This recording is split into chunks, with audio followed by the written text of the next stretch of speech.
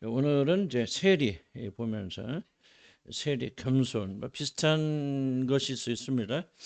교만한 자, 뭐 역으로 그런 좀 약간 좀 다른 부분도 있고, 그래서 여러분들이 이걸 잘 기억하면서 다 기억할 수는 없고 기억할 필요도 없고, 다음에 자꾸 들어가면서 우리가 이제 믿음을 배워나가는, 알아나가는. 결국은 우리가 뭐 구원 받으려면 이미 구원 받았죠. 그러나 하나님께서 구원에 대해 가르쳐 주시잖아요. 그래서 우리들이 뭐 겸손한 자들이 구원 받는데 겸손이 무엇인가 어떻게 해야 되는가. 사실 이제 구원 받았기 때문에 이게 의미가 있는 거죠. 그래도 우리가 그런 걸 통해서 더욱더 주님 알아가고 더욱더 우리 구원에 굳게 서는 사람이 되어질 거. 아멘. 그래서 우리 교회인들 굉장히 많이 좀 달라지고 있어서 하나님께 진실로 감사드리는데, 하나님 말씀 듣고 조금이라도 이제 생각나면 실천하고 실행하고, 그러면서 조금씩 좀 자라나가는 거니까, 그래서 안심하시고, 그러니까 듣는 일에 최선 다하시고 또 생각하시고 또 고민하시고 또 실천하시고 조금씩. 그럼 어느 날 가보면 그냥 부쩍 커 있는, 하나님께 감사드립니다. 아멘. 어떤 때는 막 여러분 눈이 막 무서워.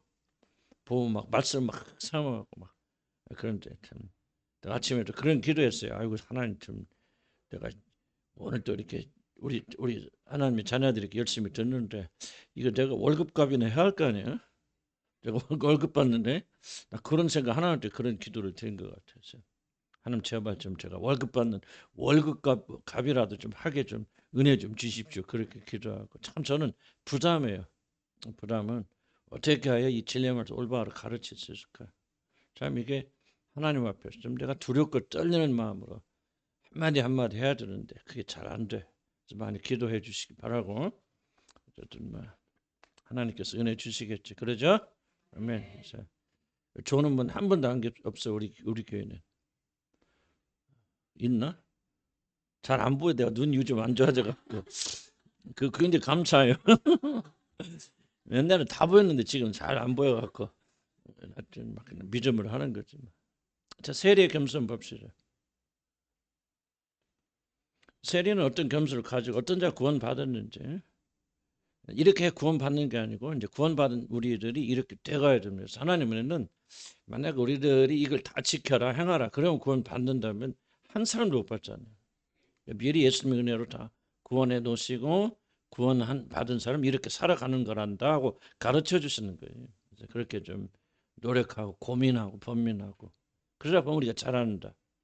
첫째, 우리 세리에게서 배울 수 있는 겸손이 뭐냐? 첫째, 동료로부터 자신을 분리합니다. 세리가 어떻게 기도하죠?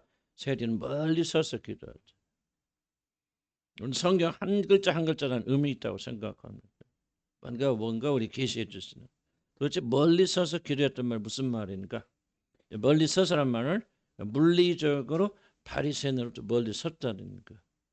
이미 그 자리에 끼질 못한다. 그는 1차적으로 찾았어요. 그래서 저도 이제 어떤 생각이 맨날은 제가 좀 많이 교만하고 지금도 교만한 사람이지만 뭐그 훌륭하신 그 목사님들 보면은 별로 내가 그렇게 존경하지 않았고 뭐 흠도 많이 보이고 막 그랬어. 그런데 요즘은 진짜 내 마음속 어떤 생각이 드냐면요. 나는 이분의 어떤 신발끈 풀기도 부족한 사람. 저는 이동희 목사님 가끔 1년에 몇 번씩 만나면 가서 항상 그런 마음 가지고 난 이분 근처도 갈 수 없는 분.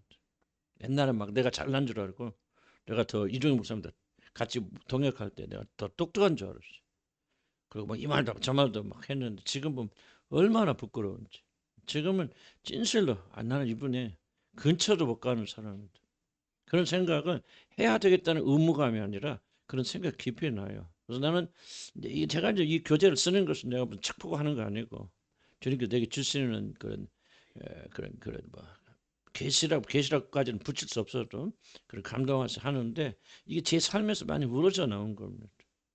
이게 보이기 시작으로 세리는 멀리 서서라는 말이 그렇구나. 지금 바리새인부터 그 자리에 못 끼는 거예요. 저도 제 삶을 돌아보면 앞에서 이야기한 그런 변화가 있더라고.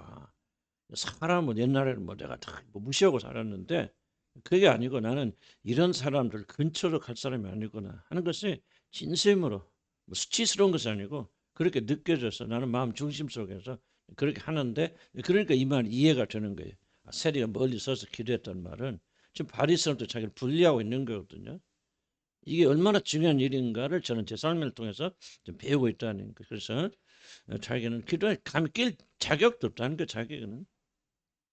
그래서 그 자리를 물리적으로 피하죠. 자, 겸손한 사람들은 같은 위치에 있는 다른 자들에 비하여 자신이 많이 부족한 사람인 사실을 인정하는 사람. 이게 굉장히 중요합니다.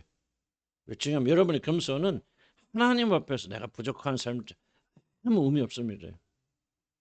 여러분 진짜 겸손 어디서 드러나냐? 사람과 사람 사이 비교하면서 열등 의식이 아니라 제가 앞에서 이야기했던 것처럼 진짜 나는 이 사람의 근처를 가지 못하는 사람이에요. 그래서 내가 기도합니다. 우리 교인들 보면 다는 아니겠지만 시민에서 하나님께 매달린 사람 보면 너무너무 부러운 거예요. 그냥 어느 날은 그렇게 기도했어요. 우리 교인들 반만이라도 좀 담게 해주세요. 제가 이런 마음이요 정말 속에서 우러져 나온 것은 내가 이런 과정을 통해서 내가 겸손하다는 말이 아니라 겸손이 무엇인가를 조금씩 배워나가고 아 그렇구나 내 안에서 이게 우러져 나오는 거지. 정말 나는 그런 진심을 그런 기도합니다.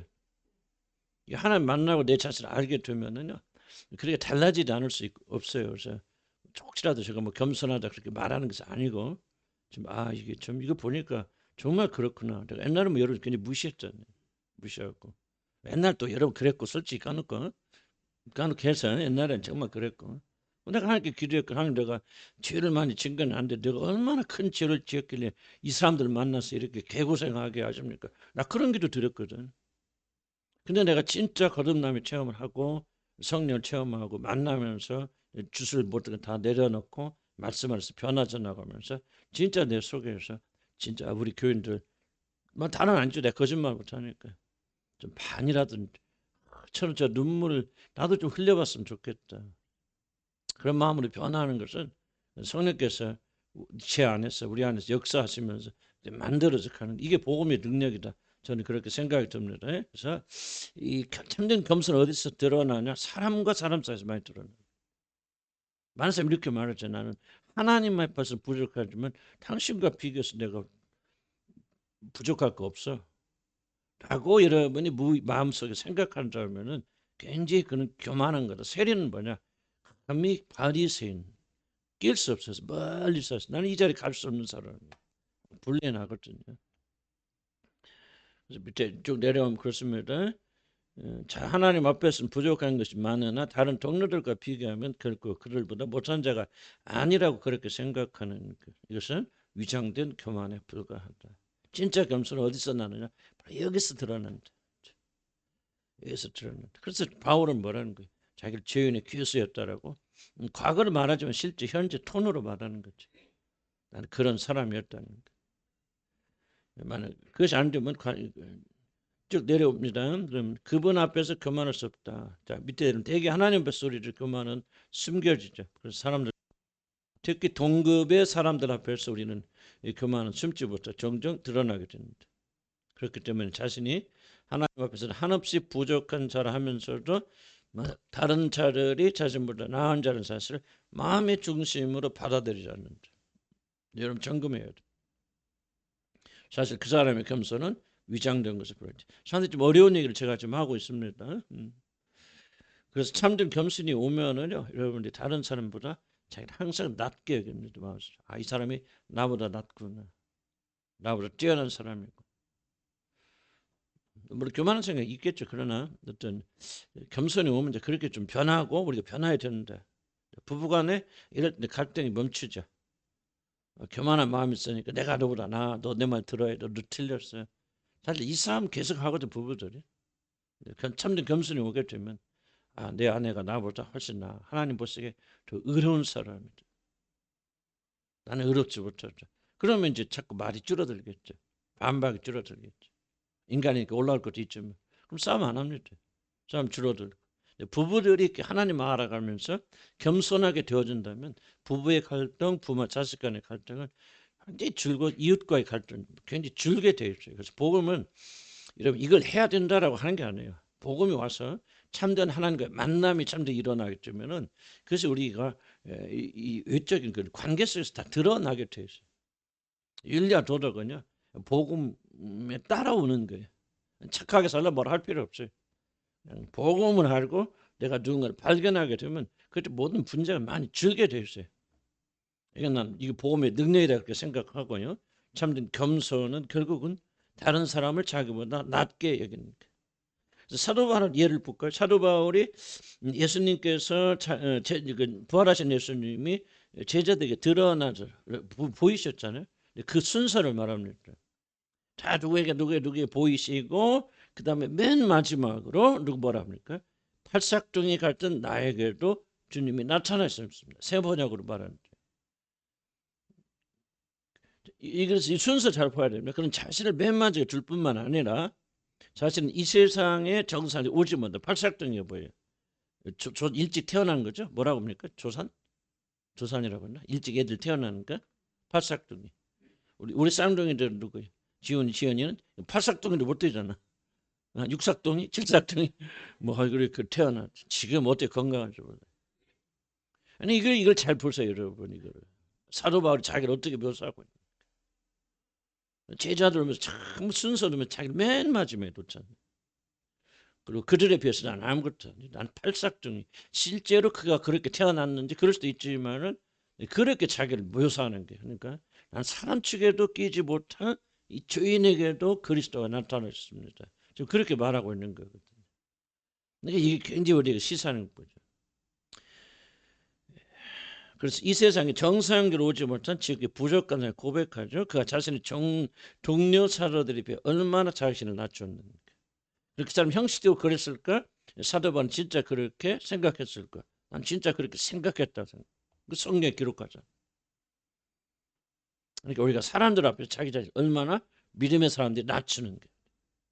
사실 어떻게 보면 우리들의 교만과 겸손은 하나님 앞에서가 아니라 사람들의 의태에서 자신을 진실되게 낮추는 데서 더욱더 드러나게 됩니다. 자, 그럼 세리 겸손이 어디서 왔습니까? 우리는 어떻게 해서 이렇게 겸손을 질 수 있습니까? 세리는 왜 이걸 깨달았습니까? 세리는 특별히 계시하는 게 아니죠. 사실 뭐냐면 자기 자신 죄인이라는 사실을 부인할 수 없는 증거들이 너무 많다. 왜 세리요? 세리는 도둑놈 아니에요. 삭개오 도둑놈 대장이죠. 너무나도 도둑질 많이 하고 다른 사람 등을 많이 쳐왔기 때문에 자기가 죄인이라는 사실을 뭐 설명할 필요가 없는 거예요. 왜 여러분 창녀들이 그리고 도둑놈들이 그리고 세리들이 왜 예수님께 쉽게 나옵니까? 그들은 자기들이 죄인이라는 사실을 부인할 수 없는 증거들을 가지고 있다는 말이에요. 그럼 여러분 겸손은 어디서 옵니까? 겸손 다른 거 없어요. 자기 자신 아는 데서 겸손이 와요. 얘는 교만한 이유는 다른 거 없어요. 자기 자신 누군가를 알지 못하는 사람. 그래서 우리는 구원받았어도 뭔가 자기 자신의 의가 있고 자기 자신 뭔가 잘해서 하나님 구원받았다는 착각 속에 대부분 살아요. 그것이 무엇으로 나타나냐? 다른 사람을 나를 무시하는 거예요. 나보다 못하다고 생각하는 거죠. 근데 그거는 뭐 잘못이다를 떠나가지고요. 근데 그런 현상이 일어나고 있다 하면은 여러분들은 지금 굉장히 교만한 상태에 있는 거죠. 하나님과 같이 거할 수 없는 거죠. 왜 그렇게 교만해냐? 자기가 누군지 몰라요. 죄인주의. 앞에서 사도 바울 같이 거룩한 사람이 자기를 죄인주의 괴수라고 표현한다면 우리는 우리 자신을 어떻게 표현해야 됩니까? 근데 그걸 왜 그렇게 못합니까? 우리 자신을 모르는 거예요. 그래서 은혜가 임하면 성령께서 우리 마음의 눈을 열어서 우리를 조명해 주십니다. 그래서 뭐를 발견합니까? 나에게는 선이 하나도 없다. 선은 없는 하나도 없다. 사도 바울이 지금 자기 고백하는 거예요. 모든 사람이 다 죄인이다. 자기가 자기 얘기하고 자기 고백하는 거죠. 근데 우리가 자기 자신을 알으면은 결론이 뭐냐면 주여 나는 죄인으로서이다. 나를 떠나소서라고 말할 수밖에 없는 거예요. 그 말은 자기를 모르는 무지에서 나옵니다. 저도 옛날에 왜 이렇게 교만했습니까? 지금도 교만하죠. 왜 그렇습니까? 자기를 모르는 거 아직도. 얼마나 큰 죄인이고 얼마나 그 죄가 자기한테 장악하고 있는지 얼마나 자기 마음의 뚜껑을 열어보세요. 얼마나 더러운 것들이 나오는지. 선한 거 하나도 없습니다. 우리 인간들. 이걸 우리가 못 보기 때문에 교만한 거예요. 그러니까 이제 보여주기 시작하니까 하나님께서 내 자신 누군가 하는 거야. 나는 도무지 구원받을 수 없는 사람이 그네로 구원받았구나. 그걸 진심으로 받아들이면요, 다른 사람이요, 자기가 다 높고 훌륭하게 보인다 그 말이에요. 나 기가 죽어서 그러니까 우리 교인들도 보면 참 나보다 낫다. 난 진심으로 그렇게 고백하는 거예요. 우리 교인들이 나보다 낫다. 참 훌륭하다. 참 저분들이 하나 더 깊이 안다. 그런 생각이 저한테 깊이 내 마음 중심 차지하기 시작하는 거죠. 그것을 통해서 뭐예요? 아, 내가 은혜를 받고 있구나. 그리스도의 영이 내 안에 거하시는 거라는 것을 확신할 수 있는 거죠. 때론 기도 많이 해야 돼요. 주님, 열어서 내 마음을 살피시고 내가 누구인지 알게 하여 주시옵소서. 알면 알수록 나는 뭐예요? 무엇밖에 안 보입니까? 내가 지은 죄밖에 안 보여요. 나는 죄를 지은 게 아니라 죄밖에 지은 게 없어요. 나는. 내가 매일 뭐 그 나쁘지 하고 다녔다. 이런 세상적인 수준은 그러지 않을 수 있겠죠. 그러나 내가 영적인 수준으로 주님이 주신 룰을 열게 보면 나는 죄 위에는 지은 것이 행한 것이 없어요. 내 모든 행위들은 다 악합니다. 선한 일조차도 그 안에 나쁜 동기가 숨었을 뿐만 아니라 깨끗하고 정결치 못한 마음 지금도 안 그러겠습니까? 그렇게 안 하려고 노력하는 거죠. 제가 너무 부정적입니까? 아니요. 성경 보세요. 만물보다 심히 거짓되고 부패된 것이 인간의 마음이 누가 이걸 알리요? 여러분이요. 여러분의 마음 뚜껑 열면요. 가장 심히 거짓되고 부패되는 게 여러분이에요. 이걸 모르니까 그만하는 거예요. 그래서 구원받고 성령께서 오셔서 가르쳐 주실 때 내가 죄인의 괴선을 깨닫게 되고 이게 진짜 인식되고 인정되어지면요. 이러면 옆에 사람과 관계가 변한다. 물론 다른 여러 가지 요소들이 있으니까 100% 변한다 할 수는 없겠죠. 그러나 그런 기초가 놓이게 되면서요. 부부간에 화목하게 되고 뭐 가르치려고 안 하고 얼마나 부부끼리 바랍니까? 너 틀렸어. 내가 맞아. 너 이렇게 해야 돼. 저렇게 해야 돼. 그렇잖아요. 사실 우리들이. 이건 왜 그렇습니까? 사실 겸손하지 않아서 그래요. 난 이 사람보다 못한 사람이야. 이 사람이 나보다 의로우라고 하는 마음을 가지고 있다면요. 우리는 그런 마음이 들더라도 그렇게 안 할 거지. 세력에서 배울 수 있는 게 뭐냐? 사람들과의 관점, 사람들 관계 속에서 그런 자기를 멀리 서서 나는 감히 이 사람 그룹에 들어갈 수 있는 사람이 아니었죠. 다른 사람 낮게 여기는 그런 마음이 우리 가운데 생깁니다. 그래서 빌립보서 2장 그죠? 아무 일이든지 같이 한번 읽어볼까 시작.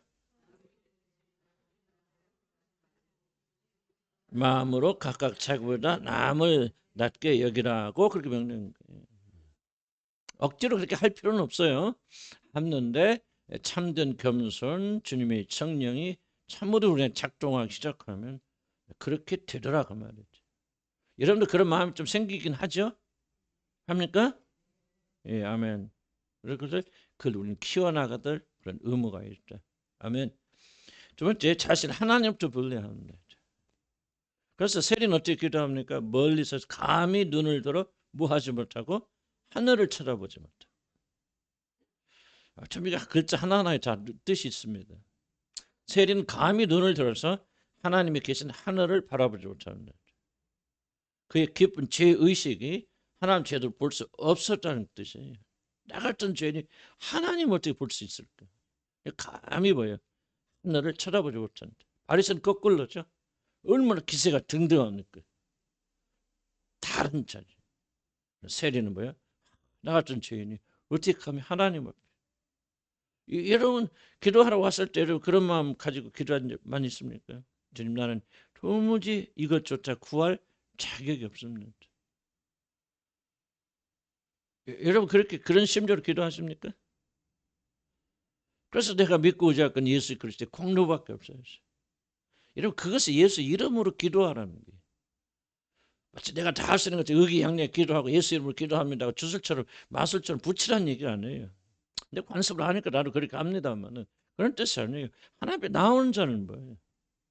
감히 하나님 우러러보지 못하고 하나님 나는 하나님을 쳐다보고 하나님께 기도하고 간구할 수 있는 그런 위치는 그런 사람이 아닙니다. 주여 나를 긍휼히 여겨주십시오. 불쌍히 여겨주십시오. 하고 주님을 감히 쳐다보지도 못하는 이 상태가 기도자의 자세입니다. 여러분 뭐 억지로 그걸 만들어갈 수 있지 않게. 그럼 벌써 여러분이 누군가를 깊이 이해하게 된다면 내 마음속에 뭐가 있는지를 이 조명에서 보게 된다면요. 여러분 감히 어떻게 하나님을 쳐다봅니까? 어떻게 감히 하나님 왜 내 기도 안 들었습니까? 하고 하나님께 대적하고 대항할 수 있습니까? 그 불가능하죠. 그렇게 하라는 뜻이 아니고 참된 마음을 가진 자들은 그렇게 되어져 나간다. 저는 이걸 좀 강조하고 싶고. 그래서 이런 죄의식이 뭡니까? 나는 감히 하나님 앞에 설 수 없는 죄인이라는 의식이죠. 뭐 하나 죄를 졌다 뭐 그런 거 아니고 뒤에도 나오지만 이 사람은요. 귀를 딱 보면요. 내가 뭘 잘못했나 뭘 잘못 그 항목이 하나도 없습니다. 그래서 뒤에 좀 이걸 다 설명 드는데 오직 하나님 앞에 자기가 감히 설 수 없는 죄인이라는 사실. 자, 바리새인의 문제가 뭐죠? 그런 자신이 하나님의 사랑을 받기 너무 자격이 넘치는 사람이라고 스스로 생각하고 하나님 앞에 당당히 서 있다. 그러나 세례는 이 세상에서 하나님이 의롭다고 칭해줄 사람들에서 가장 마지막에 있는 전혀 자격이 없는 사람이 자신이라고 생각합니다. 이런 생각이 있으면 기도는요 간절해집니다. 눈물이 나옵니다. 하나님 나는 정말 나와서 기도할 자격도 없는 사람. 이런 걸 구하는 것조차도 하나님 나는 할 수 없는 사람. 물론 우리 예수 그리스도 안에서 아까 칭의 옷을 입고 우리 아름답게 당당히 나올 수 있어요. 그러나 또 한편에 다른 생각이에요. 이것을 가져야 돼요. 이 마음을 가진 사람이 칭의를 사모하는 거예요. 아니 나는 공로가 아무것도 없어요. 죄밖에 지은 게 없어요. 하나님 앞에서 감히 나올 수조차 없어요. 그래서 우리는 뭐예요? 그렇게 느낄 때만 우리는 뭐예요? 중보자에게로 우리 마음이 흘러가게 되는 거예요. 무슨 뜻인가 이해가시죠? 이 심령이 안 되면요. 예수 이름으로 기도하지만은 우리는 교만한 마음으로 기도하죠. 간절한 마음 나오지 않아요. 왜 안 나옵니까? 자기는 자격 있다는 생각이요. 돈 내놓으세요. 그러면 합니까? 여러분 옆에 가서 내가 누구 돈 구워줬어. 그럼 가서 뭐라고 합니까? 돈 내놔 이렇게 말하잖아요.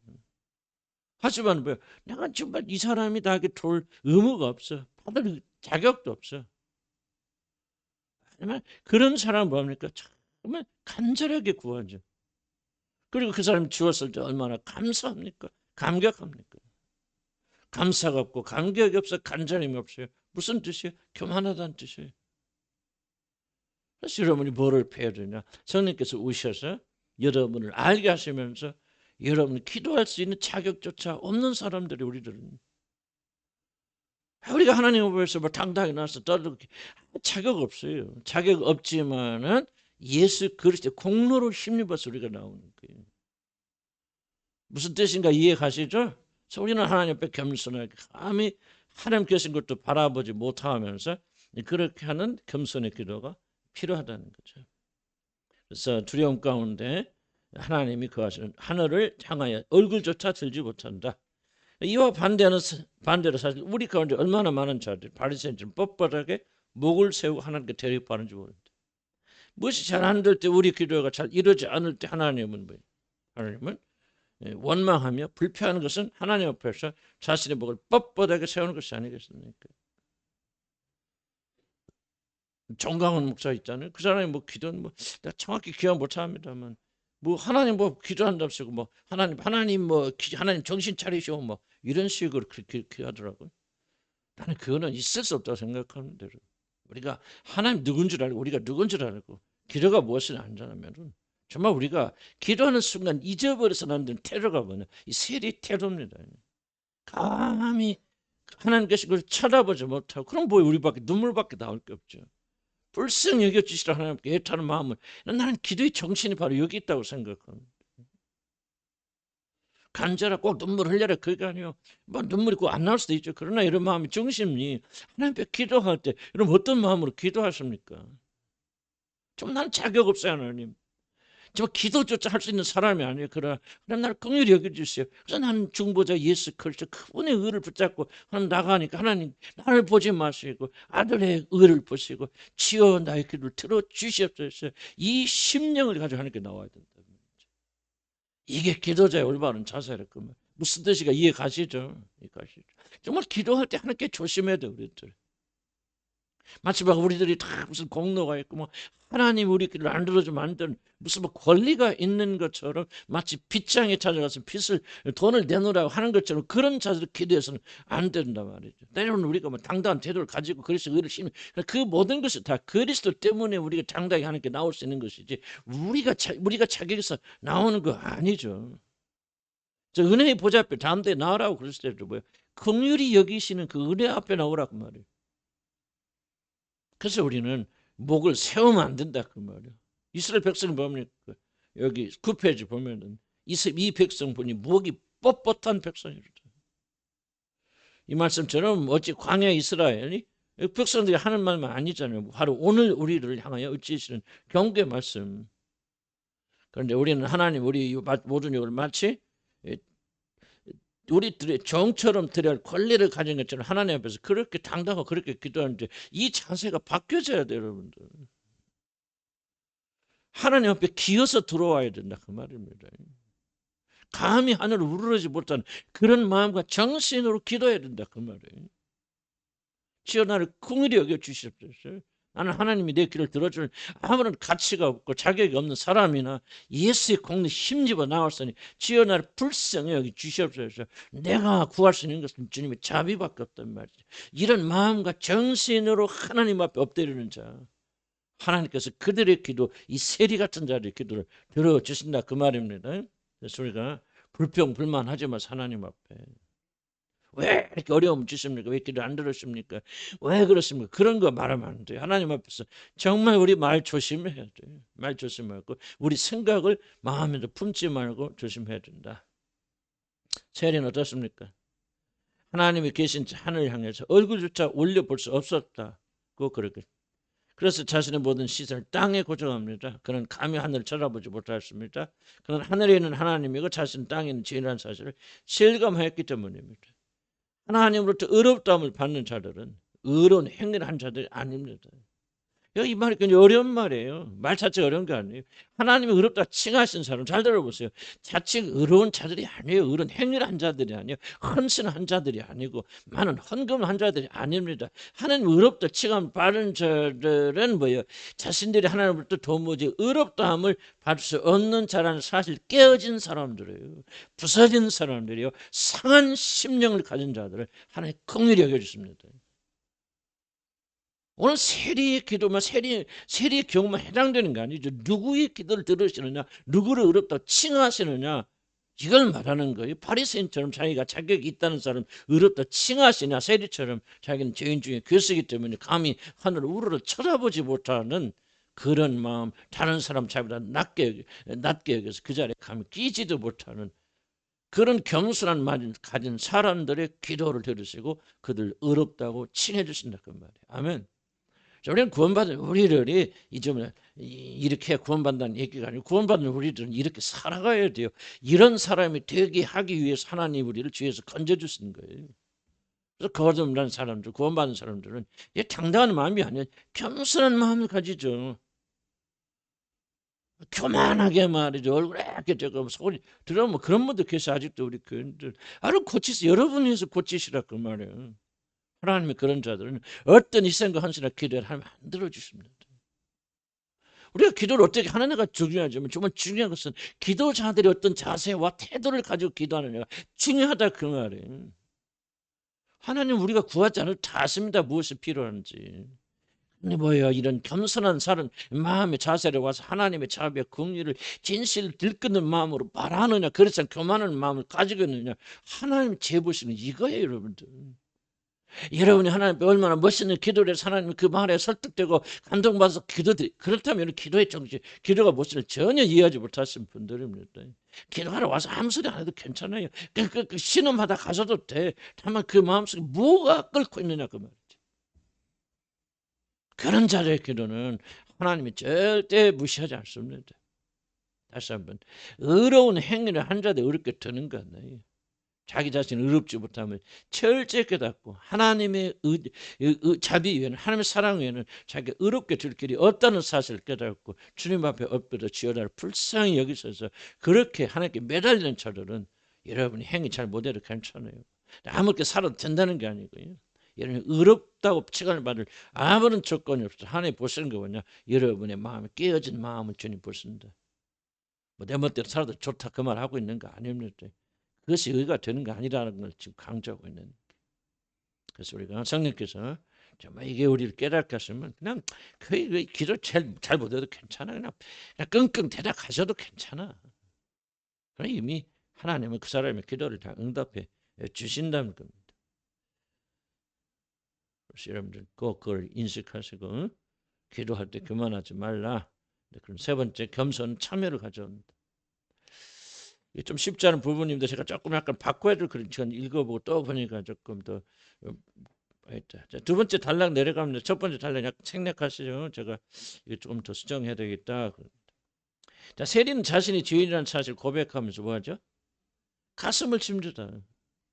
멀리 서서 하나님 우러러보지 못하고 세 번째 가슴을 치면서 하나님께 기도하죠. 이 가슴을 치는 행위는 뭐냐? 기도나 의식 중에 가슴을 치는 행동을 알헤트라고 부릅니다. 그래 이제 고대사람 지금도 그쪽에 가면은 뭐 사람이 죽거나 뭐 하잖아요. 뉴스가 보면 막 팔레스타인에 막 그 자기 죽었다 장례식은 뭐 좀 여자들 따라가면서 막 가슴을 치면서 소리를 지르잖아요. 괜히 아프네. 치면서 이 행위가 굉장히 그들에게 중요한 참여하는 중요한 합니다. 몇 가지 케이스가 있습니다.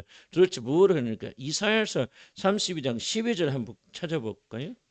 이사야서 32장 12절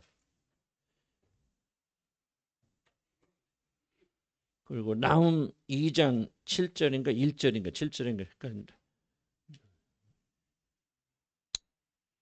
약간 이사야 32장 12절 한번 읽어봅시다. 찾으셨습니까? 이사야 32장 12절 시작.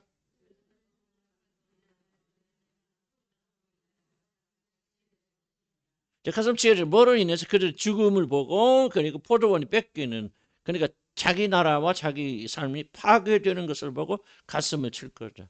심히 무엇인가 빼앗기는 거에 대해서 애통하는 거죠. 나훔서 2장 1절에 보면 뭐냐 왕후가 이제 전쟁에서 포로를 잡혀가잖아요. 왕후가 그래서 그때 참 잔인하겠어요. 그래서 뭐 전쟁했는데 그 왕이 항복하지 않아. 그런데 이제 함락을 해서 이겼어. 그런데 그 있는 사람 포로를 잡아가는데 그냥 잡아가는 거 아니까 왕후가 있으면 왕후를 죄송합니다 좀 표현이 그런데 완나다 홀라당 벗겨가지고 알몸으로 묶어서 끌고 갑니다. 이런 수치를 줘요. 왜? 근동 나라 보라 이거예요. 너희들이 우리를 거역하고 이렇게 준다서 아주 잔혹하게 그렇게 합니다. 그때 그것이 왕후가 벌거벗은 채로 끌려간 왕후 뒤에 시녀들이 어떻게 가냐 가슴을 치면서 이게 나오거든요. 가슴을 치는 행위는 뭐냐 슬픔과 애도 후회와 탄식 진심으로 하나님 앞에서 자기 죄 때문에 애통하고 있다는 거예요. 이걸 우리가 뭐를 말합니까 지금? 이 세리는 회개를 하지만 어떤 회개를 하냐 가슴에서 우러져 나온 통회와 애통하는 마음으로 하나님 앞에 회개했다 그 말이에요. 자기 죄를 뉘우쳤다 그 말이에요. 여러분 이게 지금 그럼 이 참의가 어디서 나? 겸손에서 나온다는 거죠. 내가 어떤 행위를 했는데 한마디 없습니다. 그런데 뭐 이 생기는 나는 죄인을 살면서 가슴을 치죠. 나는 저와 여러분이 회개를 한번 물어보고 싶어요. 특별히 저 자신 보면 회개한다. 뭐 눈물을 냈다. 이거 잘못했습니다. 우리가 회개를 그렇게 많은 분들이 그걸 잘못 가르쳐요. 미국도 보면 뭐 어떻게 가르치냐면요. 하나님 앞에 그냥 쏘리 하면 된다는 게 하나님이. 그럼 하나님 받아주십니다. 우리도 그렇게 입으로 이렇게 무슨 죄를 지었나이다. 그것도 또박또박 하면서 또 감정도 이입이 안 되면서 내가 무슨 언제 거짓말을 했나이다. 이 죄가 하나님께 영광을 가려서 용서하여 주시옵소서. 그게 회개죠. 근데 뭐가 빠져서 가슴 안 치잖아요. 그런 고백이 중요한 게 아니라 그런 그 죄를 심각하게 느끼면 뭐예요? 우리가 통하고 잡아가서 가슴을 좀 행위로 이렇게 하는 것이 아니라 저 깨어진 심정으로 이 죄를 안타까워하면서 이런 죄를 지었음에 대해서 통해와 잡아가고 그리고 심한 뭡니까 슬픔과 애도를 가지고 이 죄에 대해서 회개해야 되는데 이게 없단 말이에요. 저와 현대인들은 뭔가 이건 잘못 배워왔단 말이지. 죄도 좀 나오지 뭐죠. 고백이란 말에 어떻게 굉장히 잘못되어 있어. 카톨릭 가보세요. 카톨릭 어떻게 죄 용서받습니까? 잘못하면은 신부를 찾아서 고해성 사을 접니다. 그래서 내가 누가 이렇게 음란하고 간음한 죄를 지었습니다. 그러면 신부가 듣고 내가 예수의 성부와 성자 이름으로 사하노라 끝이 난단 말이에요. 꼭 가톨릭만 비난한 게 아니고 좀 이런 식으로 우리가 회개하고 있단 많은 분들이. 나 잘못했거든 잘못했다 생각이 들어 마음이 조금 슬퍼져. 그럼 하나님께 고백하자. 하나님 이러이 저런 죄를 지었으니 용서해 주옵소서. 내가 고백해서 회개했으니 아멘하고 끝납니다 하고 내 죄가 용서돼 그렇게 한단 말이에요. 그렇게 해서라도 제가 용서받을 수 있겠죠. 그러나 나는 모르게 행위를 지금 강조하는 거 아니라 이 세리는 뭐냐? 가슴을 쳤다 그 말이에요. 우리 죄에 대해서 저지른 대해서 통해야 자복하는 깨진 그런 심정으로 우리가 회개해야 된다. 정말 이거는 나 여러분 간과하면 안 됩니다. 회개에서 제일 중요한 원동력이 바로 이거예요. 가슴을 치는 거예요. 눈물과 통곡하는 거예요. 눈물 나면 다 회개될 때 그런 것이 아니고 정말 자기 죄를 생각할 때 막 부끄럽고 스치서 막 온몸이 떨리고 막 통이와 자복하면서 다시는 내가 이런 죄를 짓지 않겠습니다. 여러분 그게 회개입니다. 여러분. 이게 없기 때문에 우리는 죄를 지었다고 자백하지만 또 가서 죄 짓잖아요. 그리고 와서 또 고백하면 끝납니까? 우리 옛날에 그런 기도 많이 했잖아요. 모여서 예배 드릴 때 간에 회개의 시간, 자, 저리 다 같이 일주일 동안 지은 죄를 회개합시다. 고백. 그럼 뭐 한 1분 동안 자기가 생각난 문제를 고백하고 이렇게 죄를 졌습니다. 그런 용서받았습니다 하고 이게 아니라는 거지. 이게 회개가. 회개 핵심 뭐냐? 가슴을 치는 거기 때문에 가슴을 친다. 다시는 나는 이런 죄를 짓지 않겠다. 내가 이런 죄를 졌었지. 여호와 하나님 마음을 섭하겠고 하나님 마음을 상하게 하였으면 찌어나는 죄인이었으나 가슴 무슨 말을 하고 있는 게 여러분 이해하시죠? 여러분 이게 그러면 그 사람 다시 반복 안 하는 게 이 죄를. 회개하고 또 짓고 회개하고 또 짓고 그래서 그냥 신부에게 고해서 하도록 하는 것처럼 또 여러분 교회 와서 그냥 여기서 그럼 기도할 때 좀 이런 죄를 저런 죄를 용서해 주세요. 아멘. 용서 받았다. 이건요 회개를 도식화하는 거죠. 뭐가 차이가 있어요? 난 카톨릭 비난하는 게 카톨릭과 똑같은 일이 지금 우리 교회 안에도 일어날 수 있다고 여러분 안에도. 세리는 그게 아니었다. 가슴을 치면서 자기 자신의 죄에 대해서 정말 통회하는 그런 마음을 가지고 있었다. 바로 그 마음이 이 감정이 바로 우리를 뭐로 이끄냐? 참내 회개로 이끈다 그 말이지. 그래서 우리가 죄에 대해서 수치심을 가져야 돼요, 여러분들. 벌벌 떠는 수치심 생각하면 몸이 벌벌 떨려야 돼요, 여러분들. 과거에 내가 행한 죄를 생각하면서 정말 여러분이 몸이 반응해 가슴을 쳐야 돼. 그래야 다시는 그 근처도 안 가는 거예요, 여러분들. 근데 뭐가 없냐? 내가 여러분들 몇 번을 보면 이 통해가 없어요. 나도 그럴 때 봐. 가슴을 쳐. 찌어나는 죄인으로서이다 말이야.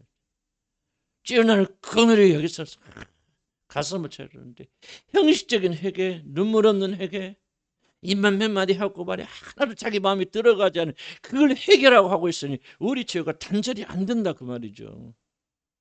난 세력에서요. 내가 이거 보면서 이것도 한번 읽어보면서 정말 배울 게 너무 많다. 회개에 대해서 정말 이 세리가 우리가 너무나 많은 것을 보여주고 있단 말이지. 애통하자 그 말을 우리 죄에 대해서. 죄에 대해서 애통하자 그 말이에요. 죄가 얼마나 심각한 걸 깨닫자 말이지. 그리고 우리가 타운하는 마음을 하나님 앞에 부서진 마음으로 가슴을 치며 죄를 자복하고 회개할 때 우리는 그 죄에서 벗어나는 거예요. 믿으면 아멘 하시기 바랍니다. 회개가 회복돼야 돼요. 우리를. 아멘. 회개의 삶이 우리가 회복돼서요. 눈물로 하나님께 통회하고 자백하고 나가야 됩니다. 아멘. 물론 이제 좀 나이 드신 분들은 이게 조금 느리고 또 감정이 많이 죽었으니까 너무 또 이렇게 회개하라 그랬어요. 막 눈물 안 나니 왜 이렇게 눈물이 안 나고 막 스트레스 받지 마시고 나이 드시면 아무래도 조금 반응이 감각이 느려지죠. 그렇죠? 정현장님 맞죠? 나도 좀 그러는 것 같아. 그래서 그런데 뭐예요? 그렇다고 해서 우리가 그냥 살면 됩니까? 나이 드신 분은 2배를 노력해야 돼요. 더 힘들다. 그래도 하나님 때가 오니까 잘 들어두세요. 잘 들어오시면 성령이 여러분 임하시면 들은 걸 생각나게 하시고 이끌어 가시고 막 눈물 콧물 막 이거 나야 그 회개라고 그렇게 생각하면 안 되고 얼마나 우리 감정을 조작할 수 있잖아요. 그래서 정말 이 죄에 대해서 후회하고 부끄럽게 여기고 가슴을 치고 애통해야 된다. 아멘. 그래서 우리 연습하자 집에 가셔서 연습하시고 진짜 이게 참 우리가 생각하는 이상의 뜻이 있습니다. 그 다음에 봅시다. 참된 겸손은 타인 자신의 죄인됨을 인정. 비슷비슷한 얘기 같지만은 상당히 중요한 얘기들입니다. 나는 죄인으로서이다. 그렇게 고백하죠. 자, 이 비유에서 세리가 자신의 구체적인 죄를 단 하나도 지정하여 말하지 않는다는 사실을 우리가 주목해야 됩니다. 자, 세리는 완전 바리새는 뭐예요? 자기 한 것을 지목하잖아요. 나는 11조도 드리고 일주일에 한 번씩 금식하고 선한 행위를 지목하는데 여기 세리는 거꾸로 자기가 행한 악을 하나도 저장할. 이거 굉장히 중요합니다. 그렇죠. 이 세리가 진짜 해결하지 않은 것은 아니죠. 그리고 도리어 참된 해결을 하였습니다. 우리는 자신의 죄를 구체적으로 고백하는 걸 중요성을 줍니다. 그래서 죄를 고백하라고 말하죠. 내가 이리저리한 죄를 이렇게 지었습니다라고 구체적으로 죄를 고백할수록 우리는 용서 혜택을 더 많이 받는다. 그렇게 생각. 물론 고백이 굉장히 중요합니다. 중요한 역할을 하지만은 죄의 용서는 하나님만이 할 수 있다는 사실. 그리고 진정한 죄의 사함, 즉 여기서 말하는 것처럼 의롭다함을 받는 일은 입술의 고백이 아니라 회개하는 자의 마음의 상태에 도만 자다. 아무리 멋있고 그럴듯한 미사 여구를 사용해서 여러분의 죄를 하나님께 고백한다 할지라도 여러분의 마음이 부서지지 않는다면 그 기도를 하면 안 됐습니다. 마음의 문제. 그래서 의롭다함을 받은 일은 입술의 고백보다는 회개하는 자의 마음의 상태에 좀 많이 달라있다. 기도 멋있게 안 해도 괜찮아요. 어린애처럼 기도해도 괜찮습니다. 한 말 또 반복해도 괜찮아요. 여러분이 하실 때 그 언어들이 멋있고 아름답고 조직적이기 때문에 하나님 듣는 게 아니에요. 뭐를 듣는다? 부서진 마음을 하나님 보시는. 한마디 못해도 괜찮아. 눈물 흘려도 괜찮아. 하나님은 그걸 보시는 거예요. 그러니까 여러분들 요즘 우리 교회는 우리 교회도 좀 그런 경향이 있는데 자꾸 기도를 멋있게 하려고 조직신학적으로 하려고 그래. 그러지 마시고 그냥 있는 그대로 하세요. 원래 또 말변이 좋은 사람 그렇게 하세요. 자기가 태어나고 그렇으니까. 그러나 여러분들 그것대로 여러분 스스로 그렇게 하지 마세요. 하나님 보시는 건 여러분의 언어가 아니에요. 여러분 언어 밑에 깔려있는 여러분 마음의 중심이지. 눈물에 그래서 눈물을 중요하게 하는 것이. 눈물이 흐르고 있느냐 꼭 눈에서 눈물이 안 흐려도 여러분의 심지 깨어진 심정 정말 우는 심정 간절한 심정을 하나님께 나와서 주여 나를 불쌍히 여기서 엎드리고 있는가 그것을 보시는 것이지 우리가 얼마나 멋있는 말 하는가 그걸 보시는 게 아니에요 여러분들. 그래서 입술의 고백은 그런 의미에서 중요하지만은 한계를 가지고 이런 문제를 가질 수 있다는 걸 저는 여러분께 말씀드리고 싶어요. 그래서 지금 어떤 많은 사람들이 해보죠. 죄는 고백하지만 자신의 죄인이라는 사실을 인정하는 것이 쉽지 않다고. 자, 이건 중요합니다. 이거 뭐 즐거워 놓으세요. 뭐는 쉬워요? 죄를 고백하긴 쉽습니다.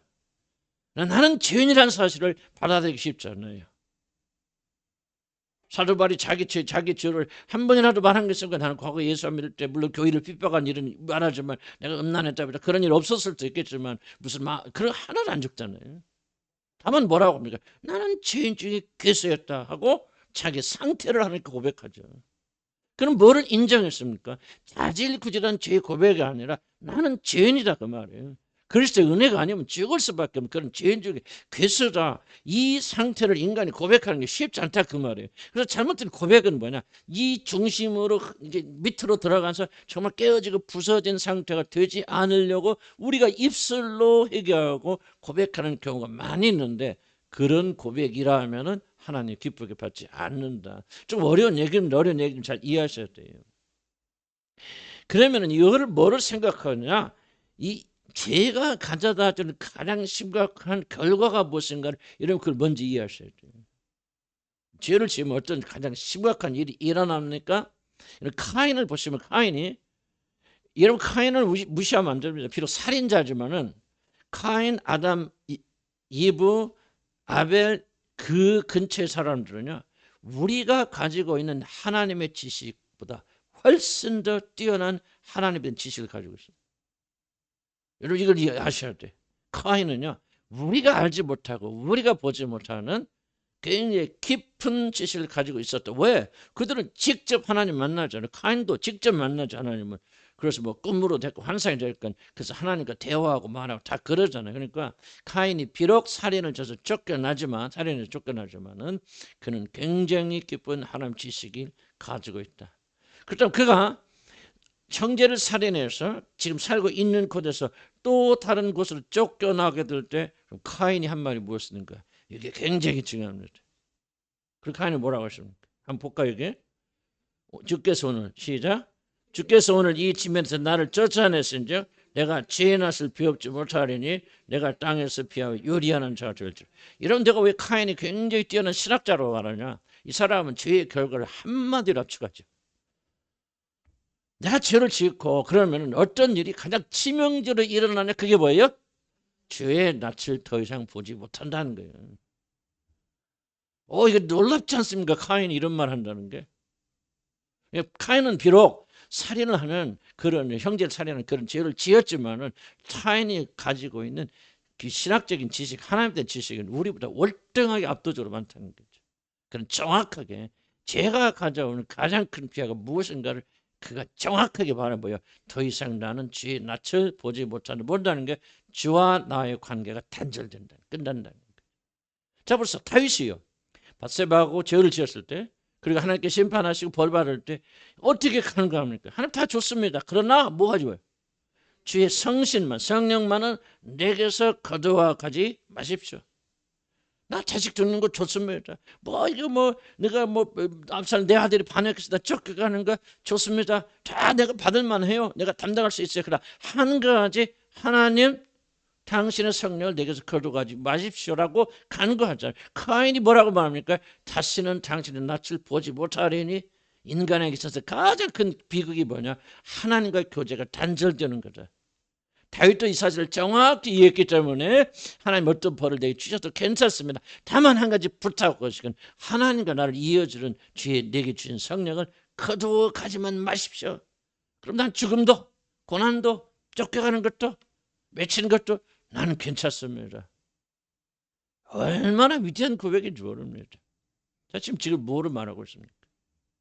이런 죄가 우리가 가져다주는 가장 핵심적인 게 뭔지 아십니까? 우리가 죄를 지은 죄인이 되어서 하나님과 더 이상 교제할 수 없고 하나님의 얼굴을 마주 대할 수 없는 그런 죄인이 되었다는 사실이에요. 여기까지 무슨 말 이해하십니까? 그럼 우리가 죄의 고백을 통해서라도 뭘 해서라도 반드시 회복되어야 되는 게 뭐예요? 다른 게 아니에요.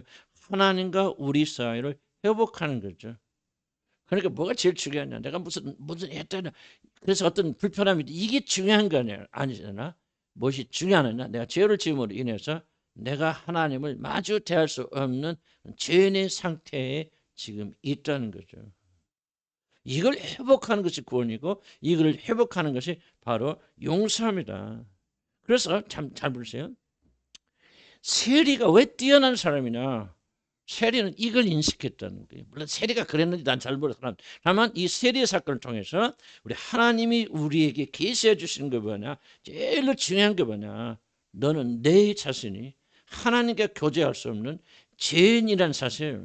그렇기 때문에 거기서 내가 회복되어서 이제 하나님의 얼굴을 다시 뵙게 되고 하나님의 거룩한 성령을 우리는 충만히 체험하도록 받아들이는 것, 이것이 가장 중요한 것이라고 말하는 거예요. 그러니까 세리가 지금 내가 좀 도둑질했어요, 음란했어요, 이거 고치는 거, 이거 중요한 것이 아니라는 거예요. 지금 뭐라고 말합니까? 세리가 주여 뭐라고 하죠? 아까 하나님이요 이르되 아니 뭐라죠? 그랬어. 아까 뭐라 나왔죠? 나는 죄인이로서다는 이 고백이 보세요. 나는 이런 죄를 지었습니다. 도둑질했습니다. 문란했습니다. 라고 그렇게 말할 때 가장 위험성 중에 하나가 뭐냐면 나는 도둑질했어요. 음란했어요. 그러나 나는 오케이. 그러니까 내가 이것만 고친다면 이 죄만 용서된다면 나는 아무런 문제가 없는 사람인 것처럼 그렇게 말할 수 있었는데 세리는 그렇게 말하지 않았다는 거예요. 그런 죄를 하나도 고백하지 않았고 지금 뭐를 지금 고백하고 있냐? 주여 나는 죄인으로서 내가 하나님 아버지 얼굴을 마주 대할 수 없는 그런 사람이 되었습니다. 이게 나의 핵심 문제입니다. 하나님 여기서 나를 건져주시고 구원해 주시옵소서.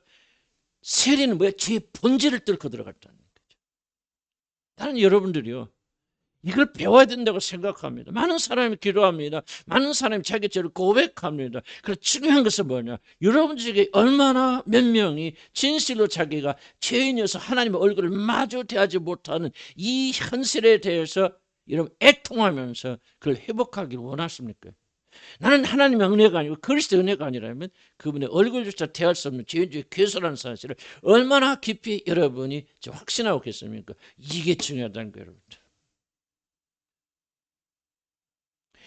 잘 들으시기 바랍니다. 여러분이 믿음이 올랐다 내려갔다 막 변하잖아요. 어떤 사람이 바로 이 사실을 인식하고 자기는 죄인이고 죄인중에 괴수고 정말 그렇기 때문에 예수 그리스도의 은혜가 아니면은 살 수 없는 자는 사람 확신하고 여기서 변화가 일어난 사람은요 획기적으로 변합니다. 그러나 그렇지 아니하고 자기 자신의 죄인됨을 깊이 인식하지 못하고 그냥 죄만 적나라하게 이야기하고 생각하는 사람들은 뭐가 되느냐? 그 죄인, 왜 그 사람이 그 죄를 고백할까요? 이유는 하나입니다. 그 죄가 가져다는 불편함 때문에 죄를 다루려고 하는 거예요. 근데 불편하지 않고 편하다 그러면 또 죄를 지을 사람들이에요. 세리의 기도는 뭐예요? 이렇게 계산은 이게 이게 중요한 게 아니다. 내가 도둑질하고 끝나라고 그랬는데 그것은 내가 죄인이라는 사실, 하나님 아버지 앞에 나올 수 없다는 사실, 하나님 얼굴을 마주 대할 수 없는 그런 비참한 현실이라 하는 사실을 보여줄 뿐이다. 하나님 나는 죄인으로서이다. 그러니까 기도가 뭐예요? 나를 불쌍히 여기서밖에 안 나오는 거예요, 여러분들. 이런 상태에서 누가 나를 건져주겠냐 그 말이에요. 나는 괜찮아요. 오케이인데 내가 좀 버릇 있고 이게 나쁜 성질이 나쁘고 분노를 많이 합니다. 분노만 고쳐서 이게 아니에요. 내가 지금 분노하고 있다, 조력질하고 있다, 음란한 마음 품고 있다. 뭐를 말하느냐? 바로 나는 죄인이라는 사실을 지금 보여주고 있다는 거예요. 그러니까 하나님 긍휼히 여겨주셔서 이 죄인 상태에서 벗어나게 해주십시오라고 그렇게 간구하는 거죠. 여러분 죄책감이 아니라 우리가 필요한 무엇이 필요하죠? 죄의식이 필요한 거예요. 나는 하나님의 은혜가 그리스도 은혜가 아니면 그거와 도무지 나갈 그런 자격이 없는 죄인주의 괴수라는 사실이 우리로 하여금 겸손하게 만들어지고 우리로 하여금 하나님 안에 거하게 만들어지고 그것이 은혜를 붙잡게 만들어주는데 바리새는 이거 없었다면 세리가 정확하게 죄의 핵심을 보고 있었단 말이죠. 나는 죄인으로서 있다. 세리가 그런 의식을 가지고 있는지 난 몰라서 그러나 성경께서 이 성경을 기록하시면서 이 세리의 마음살 혹은 세리가 혹시 아니더라도 이 구절을 통해서 우리들이 이걸 발견하길 원하시는 거예요. 죄책감이 아니란 말이에요. 내가 이것저것 잘못했는다. 그래서 이것만 고치면 나는 완전한 사람이 되는 거 아니에요. 여러분이 죄를 짓고 아직도 넘어지고 있다는 것을 뭐예요? 여러분이 죄인이라고 하는 사실을 여러분이 스스로 증명하고 있는 거예요. 죄인은 뭐예요? 그리스도가 필요한 거 아니에요. 소망이 뭐가 있냐 그 말. 죄인이 죄똥인데 거듭나는 수밖에 없죠. 그래서 거듭나면 열망하게 되는 거예요. 우리 거듭났기 때문에 알겠죠. 나는 그냥 몇 가지 고쳐서 될 사람이 아니다. 난 전체가 부패돼 전체가 썩어서 나는 온전히 예수 그리스도 하나님의 능력으로 말려 언제 새로운 사람이 되어져야 내가 한다. 나는 거듭나는 거 외에는 하나님의 말씀에 길이 없다는 사실을 여러분이 죄인이라는 사실을 받아내는 그 순간에 비로소 여러분이 인정하게 되는 거예요. 우리 거듭난 사람이 거듭나면 추가하겠죠. 그러나 여러분 순서로보다 그렇다는 거예요. 뭐가 우리를 가로막고 있습니까? 아직도 우리가 죄인됨을 잘 받아들이고 있지 못하다는 거지. 이게 굉장히 중요한 주제인 거예요, 여러분들. 내가 아직도 죄인은 사실 죄를 지었고 내가 뭐 했고 잘못을 했지만 그것만 없었다면 여러분 깨끗한 사람이? 그것만 없었다면 그리스도 필요하지 않는 사람이? 구원이 필요하지 없는 사람이? 그렇게 생각하고 있기 때문에 구원의 본질 속에 들어가고 있지 못하다는 거예요. 누구에게 구원이 주어집니까? 구원은 오직 나는 전체가 부패되고 죄를 짓고 나는 하나도 올바른 게 없어. 나는 죄인 그 자체야. 그래서 나는 하나님 얼굴을 마주 대할 수도 없어. 그래서 내가 필요한 것은 오늘 칭의 옷을 입는 것이고 예수를 심는 그 길밖에 없어라고 하는 이 참된 믿음을 가지려면 뭐가 되냐? 여러분이 죄인이라는 사실이 확증돼야 된다 그 말이에요. 세리는 이게 있었다 그 말이에요. 나는 죄인이로소이다. 베드로 뭡니까? 예수 만났을 때 베드로가 한 말이 주여 나를 떠나소서 나는 죄인이로소이다. 하나님을 진심으로 만난 자들 특징이 뭔지 아십니까? 자기를 죄인으로 확증하는 거예요. 그러기 전까지는 자기가 잘났다 죄 없다 그렇게 떠들고 다니요. 내가 옳다고 도구리고 다니죠 여러분도. 이게 뭔지 아십니까? 여러분 하나님 만나지 못했던 증거예요.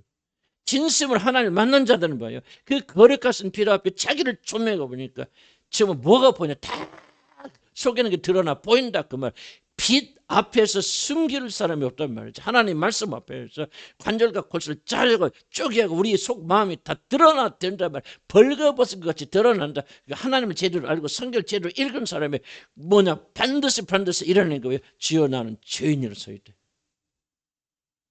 다시 태어나고 주의 은혜가 아니면 나는 다시 살 수 없는 사람이란 이 사실이 여러분 성령에 의해서 반드시 여러분들 일어나야 돼요. 우리 노력을 주는 거 아니에요. 그래서 여러분 열심히 부지런히 하나님 구하면은 언젠간 여러분이 내 말 정도 차이는 있겠지만 깨닫게 줍니다. 아, 나는 죄인이구나.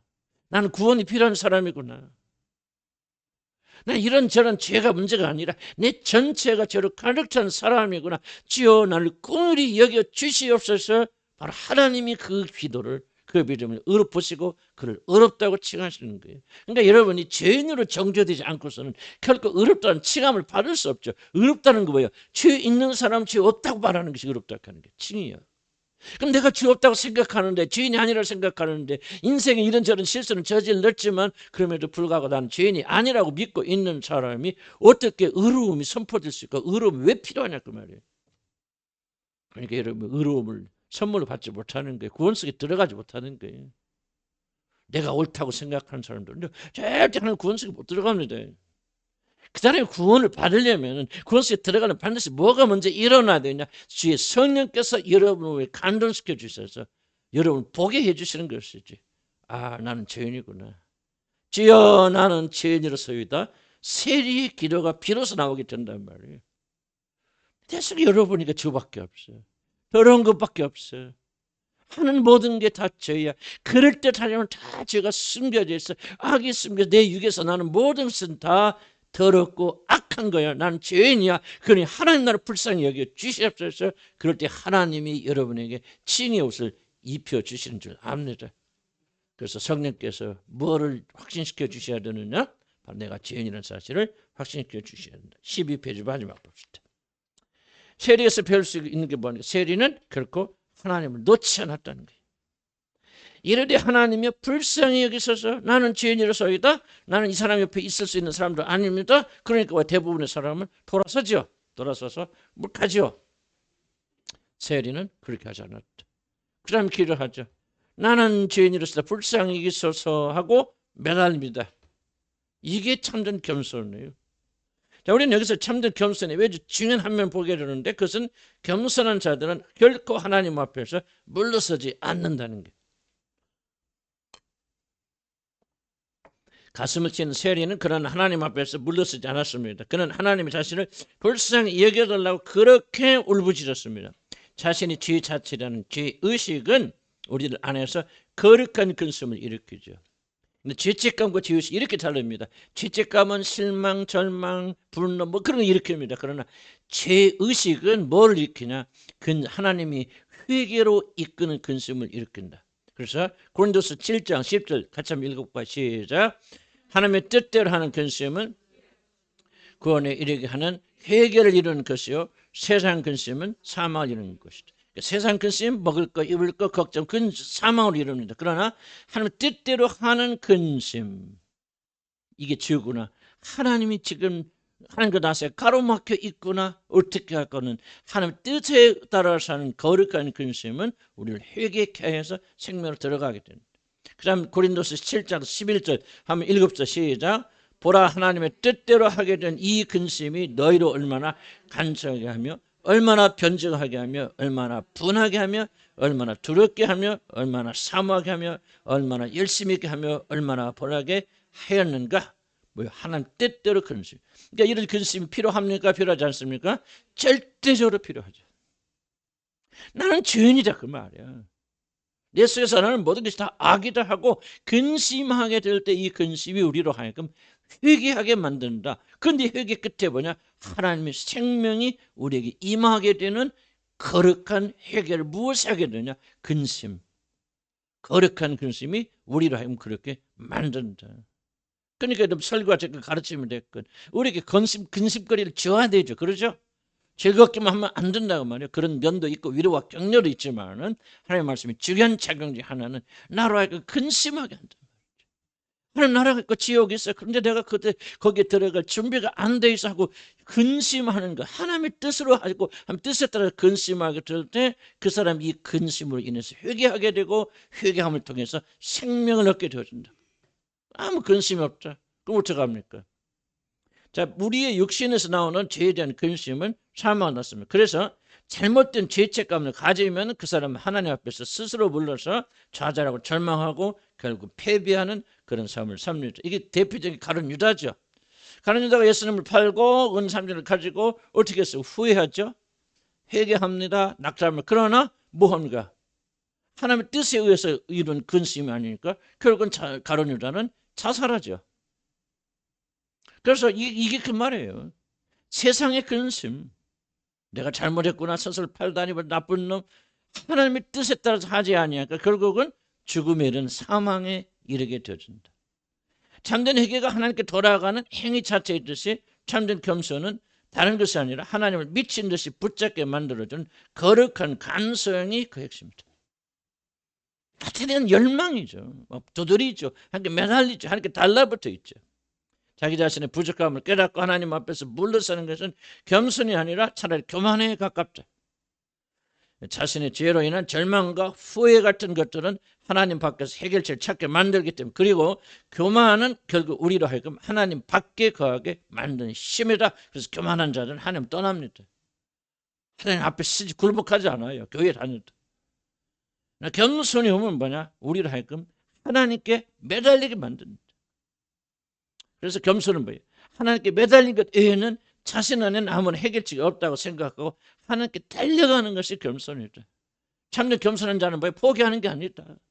죄 때문에 근심하고 걱정한 하나님께서 자기를 구원의 줄 믿고 전심을 다해서 하나님께 나아가는 자들이 겸손한 자들. 교만한 자들은 뭐예요? 안 되네. 내가 해결해야지. 내 힘으로 해야지 하고 하나님을 등지고 떠나가게 된다. 참된 겸손은 끝까지 하나님께 달라붙는 자들이다. 그래서 밑에 보면 우리들이 이 세리로부터 배울 수 있는 어쩌면 가장 중요한 것이 있다면 이 세리는 자신의 죄로 괴로움을 당함에도 불구하고 결국 하나님을 붙잡은 손을 놓지 않았다. 이게 굉장히 중요합니다. 그런 말이 하나님이 친히 붙잡아 주시는 자들은 믿음의 영웅들이 아니라는 거예요.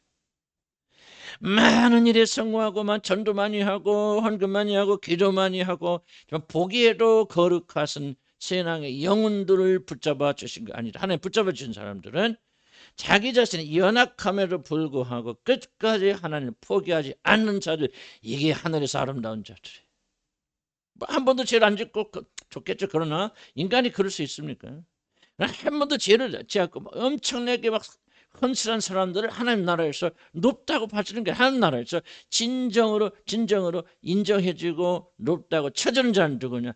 이는 연약한 문제가 있음에도 쓰러졌음에도 불구하고 자기 자신의 죄인됨을 인식하고 뭡니까? 내가 살 길은 하나님밖에 없어 하고 하나님께 매달리는 자들. 난 여러분 가운데 볼 때 신앙이 막 너무 강해가지고 어떤 문제가 있어도 아무런 염려 없고 막 매일 승진하는 그런 사람은 아닌데 그래도 어떤 자를 보면 하나님께 달라붙어 있단 말이에요.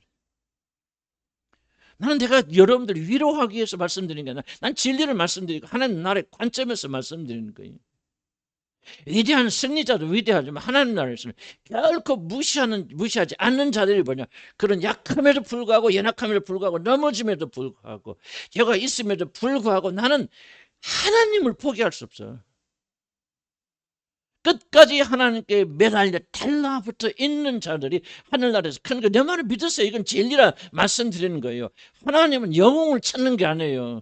하나님 찾으시는 누구냐? 끝까지 하나님께 달라붙어 있는 자들. 다윗 보세요. 다윗 결점하고 흠이 많죠. 다윗이 하는 행위가 너무나도 아름답고 커서 이런 선행을 많이 해서 하나님 그를 사랑하시는 거 아니에요. 다윗에게 뭐가 있습니까? 끝까지 하나님께 달라붙는 게 있었다. 결단코 그는 하나님 포기하지 않았다 그 말이에요.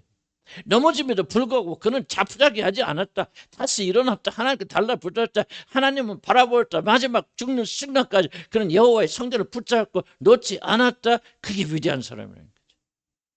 아멘. 우리는 이 교훈을 잘 받아야 돼요. 그래서 여러분이 위대한 영웅이 아니라도 괜찮다. 하나님 나라에서 그걸 보는 게 아니다. 하면 뭐하냐? 하나님을 놓지 말라 그 말이에요. 아멘. 넘어져도 놓지 말라. 실수하고 실패해도 놓지 말라. 여러분 연약한 일 해도 놓지 말라. 여러분 자신을 볼 때 정말 용서하지 못할 죄악을 범죄했을 때라도 하나님을 놓지 말라. 이것이 신앙이라 그 말이에요. 믿으면 아멘 하시기 바랍니다. 잘못해서 됐다 그 말하고 있는 거 아니에요. 잘하려고 하는데 우리가 연약해서 넘어진단 말이에요. 부족해서 넘어진다. 낙담하지 말고 끝까지 일어서서 하나님을 붙잡는 사람, 그게 하나님 나라의 영웅들이라 그 말이에요. 믿으면 아멘 하시기 바랍니다. 죄 중에 가장 큰 죄가 뭔지 아세요? 낭만과 절망이에요. 소망을 버리는 거예요. 하나님을 버리는 거예요. 윤리적 도덕적 관점에서 승리하는 것이 하늘나라에서 큰 승리가 아니에요. 그렇게 아무렇게 살아도 된다는 말을 제가 하고 있는 것이 아니라 그게 하늘나라의 초점이 아니다. 하늘나라의 초점은 뭐야? 하나님이 모든 것이 되는 것이 하나님의 나라라 그 말이야. 내가 비록 음란해서 바세바 음란해서 이런 죄를 지었다 할지라도 하나님 나는 당신을 포기할 수 없습니다. 이 믿음을 가진 자들 끝까지 하나님께 들러붙어 있는 자들이 하나님 나라에 들어갑니다. 아멘. 난 이것을 성경에 가르치는 사상이라고 생각이 돼요. 그래서 낙심하지 마세요. 여러분이 실망스러운 일이 여러분 안에 일어나도 여러분들은 절대로 하나님 너무 안 돼. 끝까지 달라붙으세요. 아멘. 범죄하라는 말이 아니에요. 그러나 범죄하는 했던 그 후에도 낙담하지 말고 나오라 그 말이 하나님 앞에 나와서 기도하라.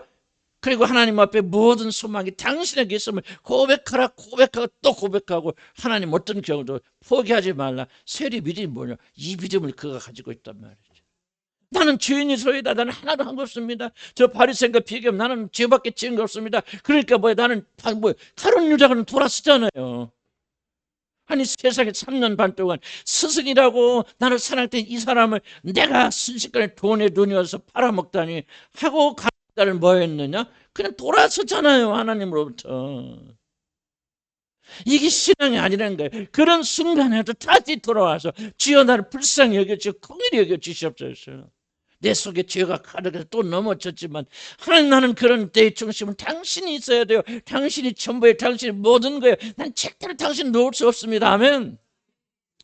하늘나라 들어가보면 다 이런 사람들이 와실 거예요.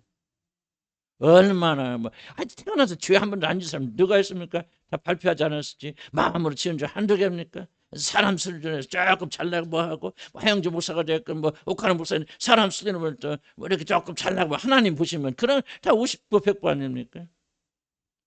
어떤 사람이 위대한 사람입니다. 포기하지 않는 사람. 끝까지 하나님께 말이야 달라붙는 사람, 넘어지면서 또 일어서 하나님 나를 불쌍히 여겨달라고 세리처럼 나서 눈물을 흘리는 사람, 그게 하늘나라의 사람들이 나는 될 것이라 나는 그렇게 확신합니다. 그래서 여러분들 마지막 붙잡기 낙담하지 마세요. 아멘. 절망하면 믿음을 가지고 오늘 또 붙잡으세요. 그럼 세리가 의롭다면 바른 것처럼 여러분도 의롭다면 바를 것입니다. 기도합시다.